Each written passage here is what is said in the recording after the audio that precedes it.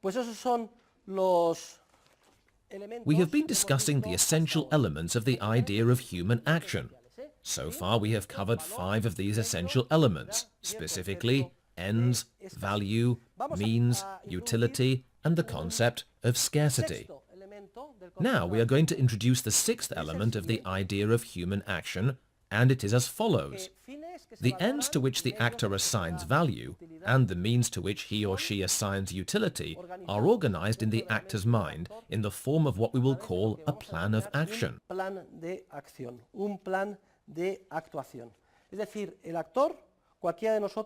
In other words, the actor, any one of us when we act, incorporates those ends and means into a plan of action.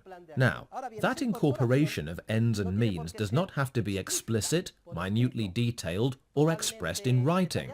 When it comes to the vast majority of the actions we perform, we incorporate the ends and means into a tacit plan, an implicit plan. I define the plan in this way. The plan is the perspective, that is, relating to the future, mental picture that the actor conjures up of the different stages, elements and circumstances which may have a bearing on his action. I repeat, the plan is a perspective relating to the future, mental picture into which we actors incorporate the different stages we believe we must complete to achieve our end, the different elements of our action, the ends, available means, etc. And in general, all the circumstances of time and place which might have a bearing on our action. All human beings, when we act, more or less explicitly, we plan our actions. Certainly, none of us is silly enough to think, I get up in the morning, though perhaps it is possible. What do I need to do? Have breakfast. Just a minute, I have to draw up my plan. I get a pencil and paper. What do I do? 1, I take off my pajamas. 2, I shower. 3, I go to the fridge. 4, I look for, come on. We are used to thinking of such things tacitly, virtually automatically. Our prospective mental picture of the different stages emerges almost immediately, and we know what we have to do.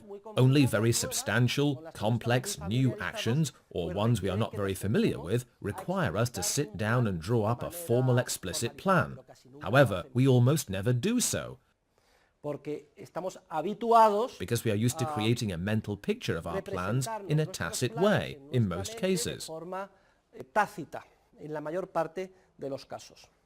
Nevertheless, I am going to tell you about a custom I have. Once a year, in the summer, when I am relaxed, I sit down in my rocking chair under a pine tree next to the Mediterranean, and for several afternoons, I update my overall plan of conduct. What do I do? I peacefully reflect on the last year. What did I set out to accomplish? What surprises have come up? How have I reacted? When do I feel my actions have been correct, and when have they been incorrect? In all areas of life, in my profession, in my family, in academic life. Then I try to draw lessons from my experiences, and I try to visualize my goals for the upcoming year. Well, this year I am launching the 7th year of the master's program, and I will also be teaching the audio-visual communication students, and let's see if I can publish my book in other countries, maybe in France or Italy.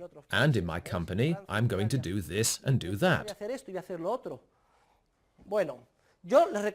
I recommend you try this, but few of us do, and whether we do or not has to do with our nature, how organized or spontaneous we are.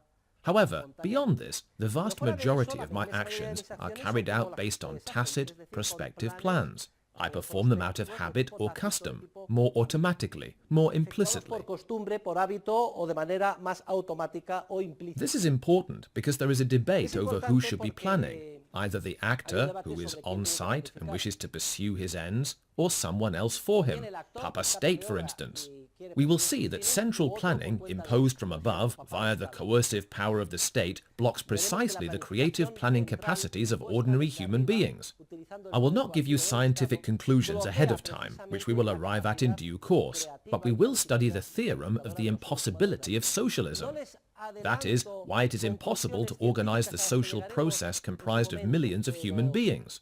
each of whom boldly desires to seek out his or her ends and means in order to achieve them in the context of his or her own small-scale plans, in specific circumstances of time and place. We will study the impossibility of planning this process from above by means of the power of the state. This is because such attempts to plan contradict human nature and block the creative capacity of ordinary human beings, who are precisely the main figures in the social process. Regardless of the beauty of the socialist ideal, to try to accomplish all the ends and defeat all the evils in the world through the power of the state, we will see that it does not matter how well intentioned the authorities' ends are. And it does not matter whether they are politically left-wing, right-wing, or in the center. The authorities will always come face-to-face with harsh reality.